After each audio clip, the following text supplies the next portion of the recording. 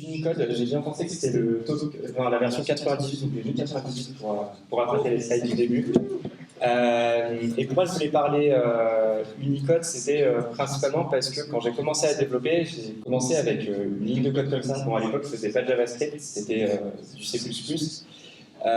Et en fait, là, on peut voir un premier truc, c'est une chaîne de caractères. Et des chaînes de caractères, on en a un peu de partout dans nos softs. L'exemple d'avant, c'est l'exemple qu'on apprend en général en premier quand on commence à développer. Mais il y en a un peu de partout, parce que dès qu'on veut traiter des inputs utilisateurs, on est souvent amené à gérer des chaînes de caractères, que ce soit directement la chaîne ou une version parsée de la chaîne. Derrière, on a une chaîne qui a été entrée par l'utilisateur. Et des problèmes, en fait, on en a très vite rencontrés. En tout cas, c'était plus fréquent par le passé. UTF-8 n'était pas utilisé partout, mais grosso modo, des problèmes d'encodage, ça ressemble à ça. Vous l'avez peut-être vu sur vos éditeurs de code, vous l'avez peut-être vu sur des sites internet où vous avez eu à faire des trucs comme ça, du style je vais changer mon encoding parce que sur Firefox il n'a pas compris que c'était du Unicode, etc. D'ailleurs, on reviendra là-dessus sur le fait que Unicode c'est peut-être pas le bon choix que Firefox a pris à l'époque comme naming. Mais en tout cas, il y avait plein de manières de le faire et dans tous les outils, il y avait une super technique pour patcher les sites. Aujourd'hui, ça n'existe plus, c'est auto-patché par les browsers et c'est une bonne chose. Et surtout, les gens, a priori, pensent à bien le faire, vu que les outils sont bien réglés maintenant pour gérer l'encodage comme il faut. Et si vous avez eu à traiter ce genre de problème par le passé, vous avez sûrement vu passer des trucs comme UTF-8, Windows 1250 de Unicode, BOM, enfin des trucs qu'on ne comprend pas comme ça. Et en général, quand on les voit pour la première fois, on se demande ce que c'est. Et c'est un peu magique. Alors aujourd'hui, je vais vous parler de ça. Avant ça, je vais me présenter. Je m'appelle Nicolas Dubien. Je suis software engineer rapidement. C'est une boîte qui travaille dans le développement d'une solution de business planning. En gros, j'aime bien dire que c'est Excel sous stéroïdes avec des spreadsheets, des graphes, etc.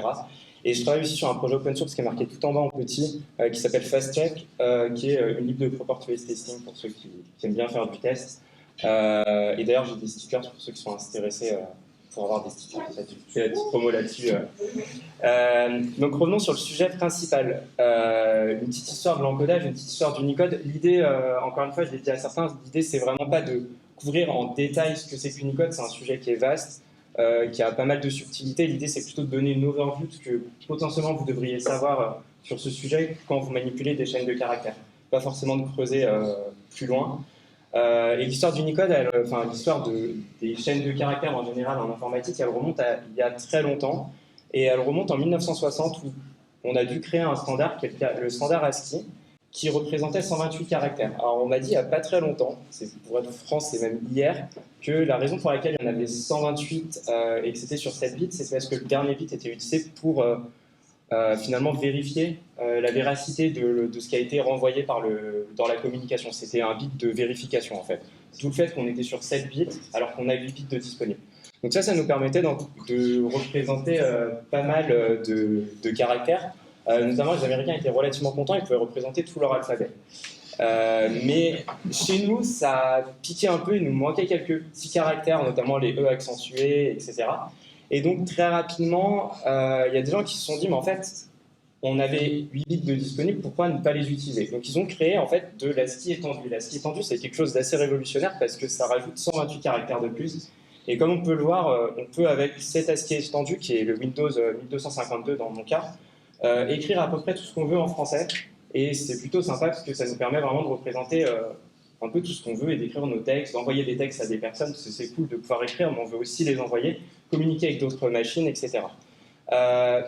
Mais en fait, il y a eu un petit hic quand ils ont créé l'ASCII étendu. En fait, il n'y en a pas eu qu'un seul, il y en a eu plusieurs. En fait, ils ne se sont pas trop mis d'accord, il y a eu plusieurs standards ISO. Il y a eu du standard ISO 0, standard 1, et puis il y en a eu une 16 comme ça. Et dans chacun de ces standards, on a des petites spécificités. Notamment, le symbole euro du standard ISO 1 est remplacé par un autre symbole en standard ISO 0. Ce qui est plutôt embêtant lorsqu'on parle de choses monétaires, notamment si le symbole de la currency est changé en un autre symbole de currency, notamment parce que le symbole petit rond, c'est une currency également. Des normes ISO, il y en a eu 16 comme ça, et il y a eu aussi le Windows 1252 plutôt, dont je parlais tout à l'heure. Et donc c'est un peu compliqué, c'est la raison pour laquelle on avait tous ces problèmes d'encodage, enfin, c'est une des raisons pour lesquelles on avait ces problèmes d'encodage. Donc là, en 91, ils se sont dit, il faut peut-être qu'on arrête nos bêtises et qu'on trouve quelque chose de mieux. En plus de ça, à cette époque, l'idée était aussi de supporter plus de langues. Parce que là, sur 256 caractères, on peut supporter les langues européennes, enfin, pas mal de langues européennes peuvent passer comme il faut. Mais on a quelques problèmes dès que la langue elle dépasse 256 caractères. Donc en 91, ils se sont dit qu'ils allaient venir avec un standard, le standard Unicode, qui essaye de pallier un peu à pas mal de ces petites problématiques qu'on a pu voir. L'idée du standard, c'est déjà de mettre une petite clarification entre plusieurs notions. Une notion qui est le code unit. En gros, c'est l'unité de stockage sur la machine. Comment on va stocker, physiquement parlant, la donnée, que ce soit en RAM, que ce soit sur le disque, ou que ce soit dans une communication intermachine. Ensuite, on a une autre donnée qui est définie dans Unicode et sur laquelle Unicode se focus principalement, qui est la notion de code point. Un code point, en gros, c'est un peu dans le dictionnaire la définition de l'élément. Dans Unicode, vous avez finalement pour chaque caractère un numéro de caractère, et ce caractère a des informations comme sa position, à quoi il ressemble, son caractère 7, dans quelle langue on peut le trouver, et est-ce qu'il se lit de gauche à droite, etc. Et enfin, un truc qu'on oublie souvent quand on s'arrête à ces deux premières notions, c'est la dernière notion qui est la plus importante pour nos utilisateurs, c'est la notion de graphème. C'est ce que voit l'utilisateur. L'utilisateur, il ne voit pas des code points, il ne voit pas des codes units qui sont très bas niveau dans la machine, mais il voit des graphèmes qui peuvent être l'agrégation de plusieurs code points. On reviendra un petit peu là-dessus, parce que Unicode définit avant tout le code point et un peu le graphème. Unicode en fait définit des code points, et des code points il en définit vraiment pas mal. Unicode est venu avec un range qui va de 0 à le joli chiffre que vous voyez ici, qui est en hexadécimal, qu'on appelle des plans astro, astral, je ne sais plus exactement. En tout cas, il y a 16 plans astro, c'est séparé en 16 plans, de 65 500 caractères chacun. Dans ce range de caractères, bien évidemment, on a pas mal d'undefined qui n'ont pas encore été définis. Le standard Unicode ne fait qu'évoluer, il y a des nouveaux caractères tous les jours, donc si vous voulez écrire quelque chose pour représenter les caractères, suivez bien les specs pour voir les nouveaux caractères qui apparaissent et comment ils se combinent entre eux. Et il y a aussi des caractères dits réservés qu'on ne peut pas utiliser, qui ne seront jamais utilisés pour des raisons potentiellement de legacy pour certains d'entre eux.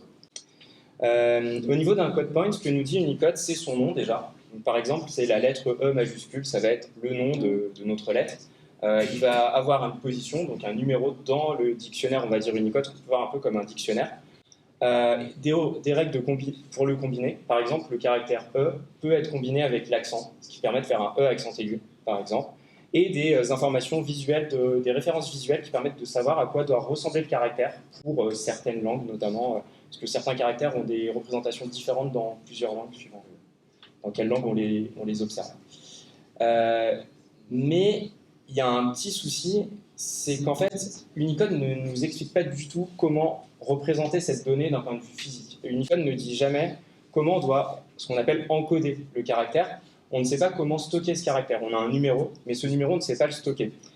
Et c'est là qu'arrive la notion d'encoding. L'encoding, en fait, c'est la première partie des 3 points que j'avais évoqués. C'est la partie de code unit. C'est le stockage à proprement parler, ou plutôt toute la partie stockage, que ce soit physique ou même dans l'échange. Alors, des encodages, il y en a plusieurs. Les principaux que j'ai listés, c'est à peu près ceux-là. C'est principaux modernes, on va dire. UCS2, UTF-8, UTF-16, UTF-32, mais il y en a plein d'autres. Je crois qu'en Chine, ils en utilisent un autre qui n'est pas UTF-8 et qui est à peu près pareil, mais qui diffère dans sa manière de se comporter, pour alléger le stockage, notamment pour leur langue, par rapport à un stockage qui a été vachement optimisé pour des langues style européenne. UCS2, c'est un que vous n'avez peut-être pas tous vu, mais en fait, vous l'avez sûrement tous utilisé. C'est celui qui est utilisé en Java par défaut, en C# par défaut, en JavaScript par défaut, et en C++ quand on parle de WCHAR, par exemple. C'est, on va dire, celui qu'on utilise quand on programme la plupart du temps. Il a un code unit, qui est donc une unité de stockage de base, qui fait 2 bytes de long, donc ça veut dire qu'on va stocker 2 bytes pour chaque caractère, bien que le caractère de base initialement faisait qu'une seule byte. Et il y a, vu qu'on a 2 bytes, une notion d'ordering de bytes. On doit savoir dans quel sens on doit lire les bytes. Quand on prend 2 bytes, on doit savoir si la première byte c'est la plus importante ou la plus faible. Et donc il y a une notion de byte ordering qui en fait se traduit dans tous les encodages fonds du byte ordering par un petit indicateur à rajouter au début de chaque fichier qui permet à l'IDE ou à l'outil que vous allez utiliser pour lire le fichier de savoir dans quel ordre lire le caractère. Donc ça fait sur UCS2, il y a 2 bytes de byte ordering pour donner la direction. Et sur les autres, ça dépend, en fait, à chaque fois, c'est à peu près la taille du code unit. Mais en fait, UCS2 a quelques petits soucis, il fait que 2 bytes de long. Et en fait, et si on calcule, en fait, 2 bytes, ça fait 65 536 caractères, et Unicode en définit bien plus. En fait, UCS2, qui est utilisé dans tous les langages de programmation moderne, encore une fois, se limite au premier plan astral qui s'appelle le plan BMP. Et donc, en fait, c'est celui qu'on utilise aujourd'hui tous les jours dans nos langages de programmation. Avant de rentrer plus dans le détail de qu'est-ce que ça peut poser d'utiliser UCS2 et pas d'autres encodages, j'ai pris un petit exemple en C donc, qui rappelle un petit peu ce qu'on faisait par le passé sur des chaînes de caractères. Quand on cherchait à mesurer la taille d'une string, ou d'une chaîne de caractères en C, on s'intéressait principalement à un caractère spécial qui était le caractère nul, le \0. Et tant qu'on ne rencontrait pas ce caractère, on considérait qu'on n'avait pas fini le passage de la chaîne de caractères et donc que la chaîne était encore plus longue que prévu. Ça, c'est l'algorithme qui calcule la length d'une chaîne de caractères écrite en C, qui est compatible C++ aussi. Si on prend un exemple de chaîne, donc là j'ai pris la chaîne Hello, qui est encodée avec, en classique ASCII. Normalement, on rajouterait un petit 0 derrière pour être en mesure de savoir sa length, ou sinon il faut la connaître à l'avance. On ne peut pas la connaître en C, c'est difficile de savoir la length si on ne l'a pas soit à côté, soit qu'on a un marqueur spécifique qui permet de stopper l'itération. Et si on prend cette même chaîne en UTF-16, on commence à avoir quelques petits soucis, c'est qu'on voit des zéros qui apparaissent un peu de partout. Donc si on applique notre algo qui est juste au-dessus, on va avoir un petit problème de length parce que dans cette chaîne qui est avec le premier bit qui est à 0, on va avoir une length de 0. J'ai parlé de byte ordering. En fait, le byte ordering, c'est juste que cette même chaîne peut être stockée dans l'autre sens. Donc, c'est-à-dire qu'on a 48 0 plutôt que 0,48. Et donc, il faut savoir dans quel sens la lire. C'est un autre petit souci qu'on pourrait avoir si on s'amusait à lire nos chaînes de caractères, mais ça, on ne va pas rentrer trop dans le détail. Il y a un sujet complet sur le byte ordering. Donc, après, arrivé UTF-16. Donc, UTF-16, en fait, il faut un peu voir ça comme une sorte de successeur du CS2. Malheureusement, UCS2 était déjà pas mal utilisé. Il a toujours un code unit qui fait 2 bytes de long. Pour l'instant, ça ne change pas. Mais en fait, il permet de combiner entre 1 et 2 codes units. Pour représenter un caractère, on peut prendre un code unit ou deux, ce qui permet de représenter l'intégralité des plans astro que définit Unicode. Il y a toujours une notion de byte ordering, il faut savoir dans quel ordre on lit. Ça, on n'y pallie pas parce qu'il faut on a toujours 2 bytes à considérer. Et en fait, il y a une petite subtilité. Dans UCS2, je vous ai dit qu'il y avait 65 536 caractères. En fait, il n'y en a pas autant de disponibles. Enfin, plutôt UCS2 en définit autant. Mais dans ces 65 536 caractères, il y en a quelques-uns qui font partie du range restreint d'Unicode et qui sont interdits à l'utilisation, qui est le petit range qu'on voit ici. En fait, l'idée du TF16, c'est d'utiliser ce range magique et de mettre un premier caractère dans ce range, un premier code unit dans ce range, enfin un premier code unit dans ce range et un deuxième code unit dans ce range, ce qui permet d'encoder l'intégralité des caractères.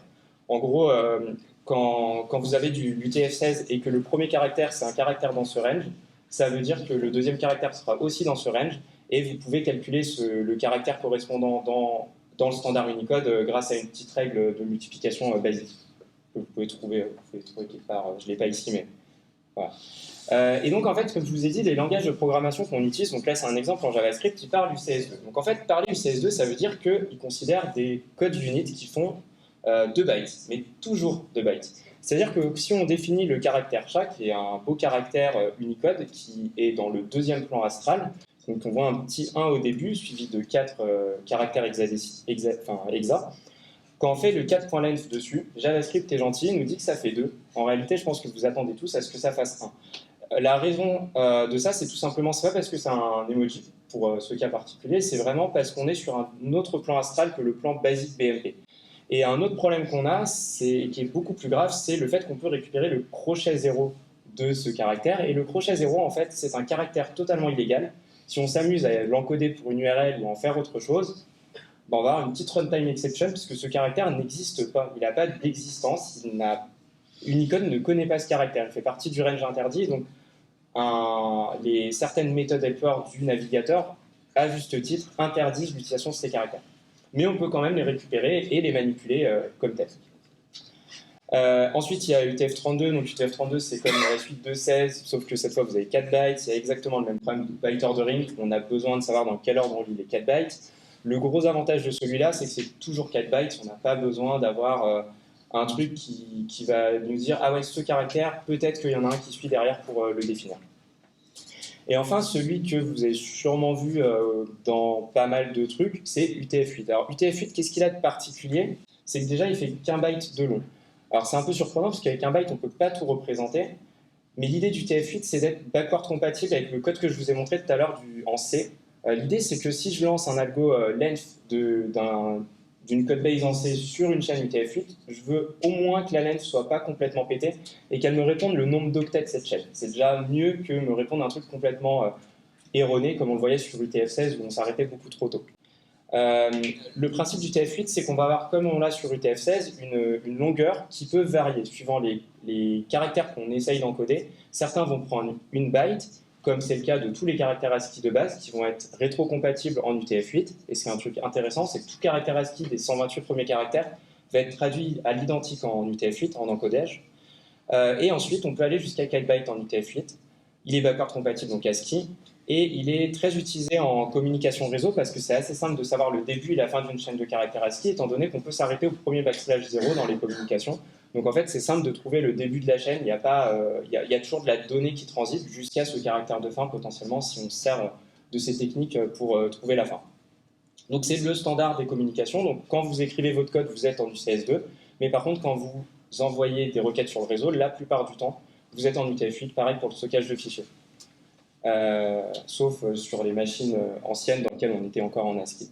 J'ai pris quelques petits exemples assez basiques. Donc, le premier, c'est le caractère A. On voit que le caractère A en ANSI ASCII, il était encodé en 0x61. Il est toujours encodé de la même manière en niveau stockage en UTF-8. C'est ça la force du UTF-8, c'est vraiment de garder la rétrocompatibilité pour ces caractères qui faisaient partie des 128 premiers caractères historiques. En UTF-16, on voit par contre que ce caractère, il a doublé de taille. On a besoin de 2 fois plus de stockage pour stocker le même caractère. Pareil pour UTF-32, cette fois c'est 4 fois plus de stockage. Et après on peut continuer avec les autres caractères. Le caractère E accentué qui fait partie des caractères de l'ASCII étendu n'est pas traduit de la même façon en UTF-8, c'est un caractère étendu. Qui dit étendu dit que c'était un petit workaround qu'on a essayé de mettre par le passé. On n'a pas voulu garder ces workarounds quand on a fait UTF-8 et on n'est pas rétrocompatible avec ces caractères. Ces caractères, ils ont besoin d'être encodés différemment. Et enfin, le caractère SHA, qui est un caractère que je vous ai montré tout à l'heure, il prend 4 bytes en UTF-8, 4 bytes en UTF-16, et il ne se ressemble pas du tout entre les différentes manières d'encoder. Et vous pouvez remarquer que le byte ordering est important, puisque par exemple sur le caractère SHA, suivant qu'on lise de gauche à droite ou de droite à gauche, on ne voit pas le même caractère. Donc c'est important de bien voir, de bien savoir dans quel ordre on doit lire le caractère. Quand je dis de gauche à droite, c'est 2 par 2 pour le UTF-16 et 4 par 4 pour le UTF-32.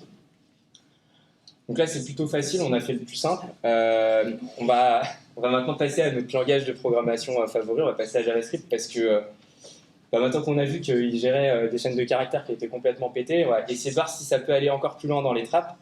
On va prendre un tout premier cas, un truc un exo d'entretien classique, on va dire, qui peut exister, c'est de mettre en majuscule une chaîne de caractères. Et souvent, quand on le fait sur un langage où on a besoin de gérer la mémoire, ce n'est pas le cas de JavaScript en général, on alloue un tableau dans lequel on va vouloir mettre les versions majuscules, où on fait ça in place, on met en majuscule, on remplace la case par sa version majuscule.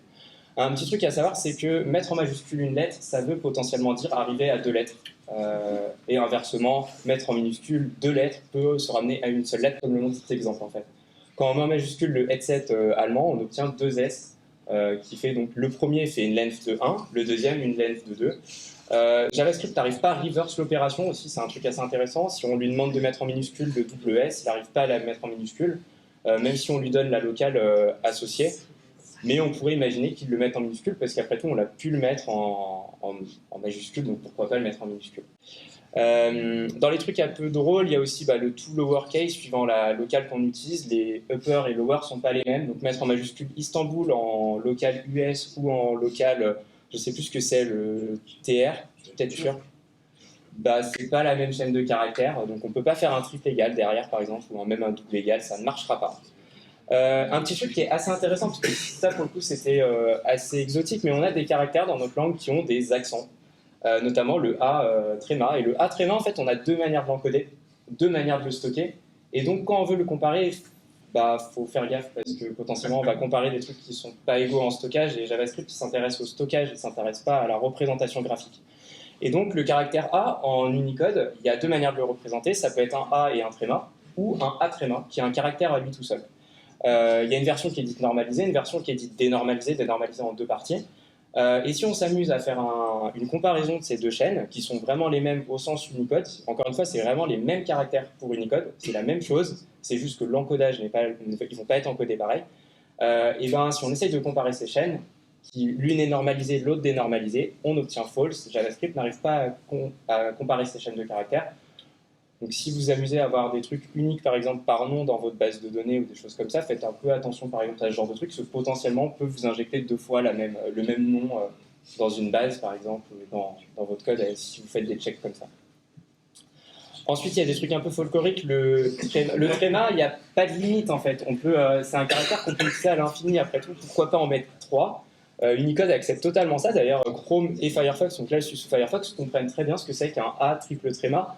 Il n'y a pas de limitation. C'est un caractère qui peut être combiné avec d'autres trémas. Et donc, pourquoi pas en profiter et l'utiliser à foison. Vous imaginez qu'on peut continuer ça très loin, et donc la length de ce truc qui fait 4 en JavaScript potentiellement ne représente qu'un seul graphème, parce que là on parle d'un graphème, c'est une unité graphique, et ce graphème en fait il fait 4 code points pour le standard Unicode.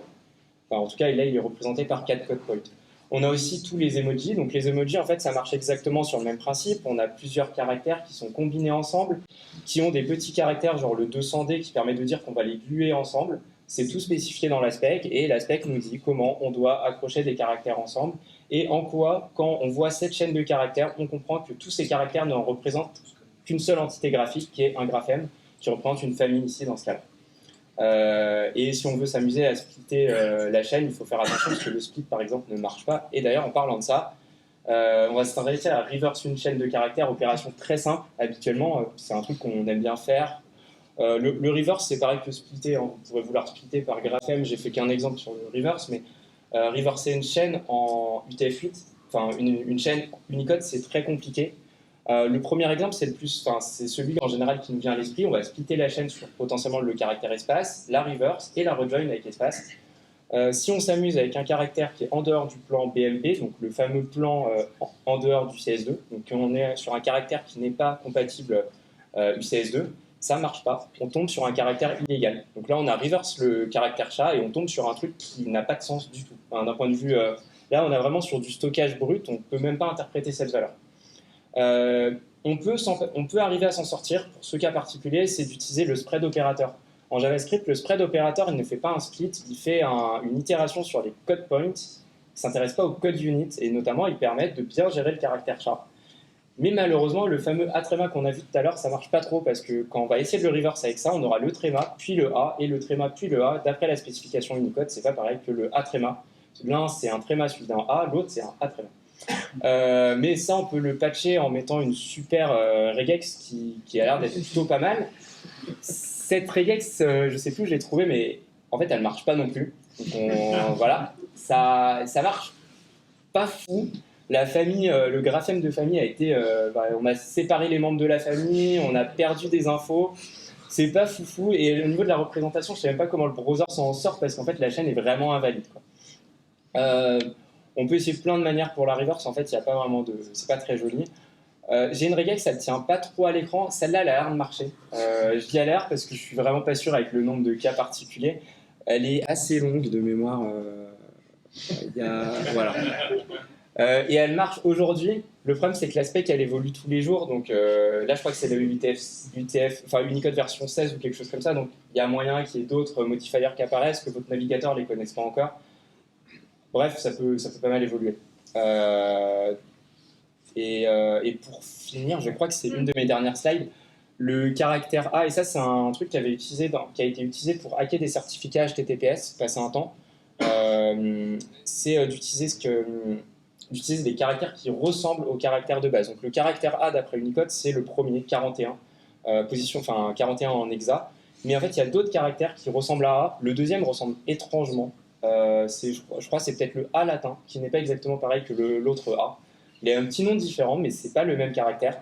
Il faut faire attention avec ça parce que derrière, si par exemple vous avez un domaine google.com pour prendre un exemple de nom de domaine, et que le G, ce n'est pas le G classique, mais un G qui aurait été encodé, utiliserait cet alphabet un peu custom, il peut signer un certificat. Ce certificat sera valide, et vous le verrez comme google.com dans vos URL. C'est vrai qu'il est connu, donc les navigateurs maintenant, ils connaissent ces caractères, et ils les affichent différemment. Mais voilà, c'est un truc qui est assez drôle, c'est que bah, voilà, le même caractère, attention, il y a plusieurs manières de représenter les mêmes caractères. Les espaces, c'est pareil, il y en a plusieurs. Donc, faut faire attention à ça. Et je pense que c'est tout. Enfin, c'est tout pour... Je vais m'arrêter là-dessus. Ça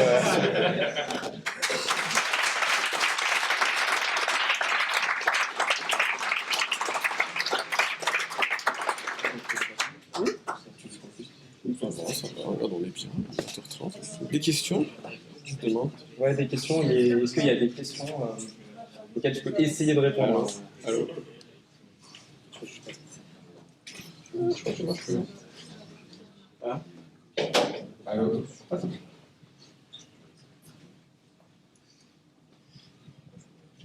Tu nous avais dit qu'en JavaScript, il y avait, on pouvait pas creuser justement la différence entre les caractères normalisés et dénormalisés. Genre si on fait un truc légal, ça ne marche pas. Est-ce qu'il y a du coup des moyens des livres, des comme ça qui font le travail pour nous et qui nous évitent d'avoir à associer de ça? Sur le standard, tu as une méthode pour normaliser les chaînes de caractères de base. Enfin, sur le standard de JavaScript, tu as une méthode sur les strings qui te permet de normaliser et tu peux lui donner tu as 4 méthodes de normalisation à lui passer. Et tu peux normaliser finalement sur la comparaison que j'avais tout à l'heure entre les deux A. En fait, tu peux demander à normaliser les deux de la même manière, histoire d'être sûr d'avoir la même normalisation. Normalement, ça te permet d'être un peu plus safe sur la comparaison. Je ne sais pas quelles sont les limites là-dessus, par contre, mais normalement, il est censé retrier. En fait, il y a des règles dans Unicode pour retrier ces caractères potentiellement en fonction de certaines règles qu'ils ont, qui ferait que les retrier et les fusionner. Par exemple, dans le cas de la normalisation, il va essayer de les fusionner parce que ces caractères peuvent être fusionnés.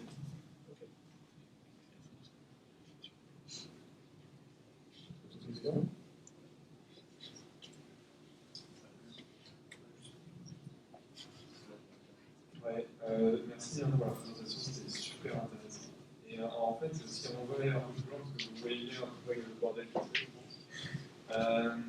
En fait, le hack est toujours possible, pas sur les URL, mais à l'intérieur du code, parce qu'en fait, il y a des caractères spéciaux qui permettent d'inverser. Typiquement, quand on parle arabe, en fait, on lit dans un autre sens. Il se trouve qu'il y a des personnes qui se sont amusées en fait, à utiliser ces caractères spéciaux pour créer du code qui allait s'exécuter à l'envers et que nous on pense lire un code qui est ok, mais en fait il ferme la chaîne de caractères et tout le truc avec. Donc c'est assez intéressant et ça montre qu'il y a encore pas mal de boulot à faire là-dessus. D'ailleurs, il y a des hacks basés là-dessus sur le copy-paste depuis Stack Overflow, des trucs comme ça, où il faut vraiment faire gaffe parce qu'avec des caractères spéciaux, vous pouvez cacher carrément des pans de code ou mettre des commentaires bien sympas qui donnent l'impression que le truc se passe bien et en fait derrière ça vous exécute des codes assez sympas, notamment dans les bâches ou des conneries comme ça. Pour info d'ailleurs, en parlant de l'ordre de lecture, le reverse ici il ne prend pas en compte l'ordre de lecture parce que normalement le caractère de lecture il faudrait aussi le placer au bon endroit. J'ai pas poussé le vis pour le placer au bon endroit parce que je savais pas comment le faire. Je suis arrêté à cette regex qui était bien déjà compliqué. Mais théoriquement, il faudrait peut-être le mettre au bon endroit parce que le truc qu'on lit de gauche à droite, il faut mettre ce caractère de lecture au bon endroit pour qu'il ne soit pas perdu au milieu du lot. Peut-être que ça marche. Hein, mais... Quand tu as des messages d'erreur qui sont difficiles à lire parce que tu as des backslash ou quelque chose à la place d'un accent aigu, là je pense par exemple à Symmetry où tu as des messages d'erreur qui ressortent mal. Ça peut être quoi l'erreur et une manière de régler le problème. Enfin, ça peut être quoi le problème Moi, il y en a une que j'ai eu assez fréquemment, je ne sais pas si ça répond à la question, c'était dans les snapshots de Jest ou les tweak walls d'un Jest, un truc comme ça, où j'ai une chaîne avec un espace par exemple. Moi, je tape l'espace normal et en fait, derrière, j'ai un espace insécable qui est le caractère A0 pour ceux qui ont peut-être dû couper le truc. Et en fait, là, il faut vraiment faire gaffe parce que ça te met un expect truc avec espace, to be, truc avec espace. Après, sur les autres trucs, je sais pas trop, ouais, c'est vraiment au cas par cas. Le plus simple, c'est peut-être dans JavaScript, par exemple, tu peux copier, enfin moi ce que je fais en général sur ces cas-là, je recopie la chaîne à côté et j'essaie vraiment de trouver le code point qui est derrière pour comprendre pourquoi il y a une différence et quel est le code point que j'ai dans un cas et le code point que j'ai dans un autre. Pour différencier les deux chaînes vraiment d'un point de vue, enfin, d'un point de vue Unicode, qu'est-ce qui diffère vraiment là-dessus et pourquoi j'ai cette différence. La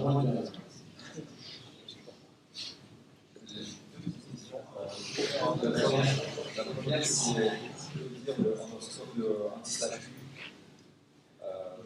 au début de chaque. Ouais, en gros, le slash U avec les accolades, ça te permet de définir en JavaScript, de donner le. En fait, ça, c'est le code, enfin, dans Unicode, il y a un index du caractère qui n'est pas forcément représentatif de l'index de stockage. En fait, c'est un index dans le dictionnaire Unicode, on va dire. Et ça, avec les accolades, ça te permet de dire je veux représenter le caractère Unicode 1F468. C'est l'adresse dans le dictionnaire de ce caractère. Et encore une fois, il n'est pas forcément stocké sur la machine comme l'entier 1.400. Enfin, le stockage diffère. Il peut être stocké à un endroit, mais totalement différent. C'est un autre. Enfin, le stockage, c'est le code unique. Et comment sont encodées du coup les polices, le gras, le Ça, normalement, tu le mets plutôt au niveau de. C'est au niveau de ta fonte quand tu l'instancies, tu lui dis qu'elle est gras ou italique, mais c'est pas tu l'as pas dans Unicode, il n'y a pas de gras italique souligné. Enfin, il y a des caractères A gras par exemple, mais dans l'ensemble, on utilise toujours le caractère A latin classique qu'on va mettre en gras et qui n'est pas du tout le même caractère que le A gras qui peut être utilisé à côté. Donc c'est souvent, enfin, c'est au niveau de la police qu'on va lui dire utilise telle police qui est une police bold ou une police SIN qui permet de faire ça. Voilà. Merci.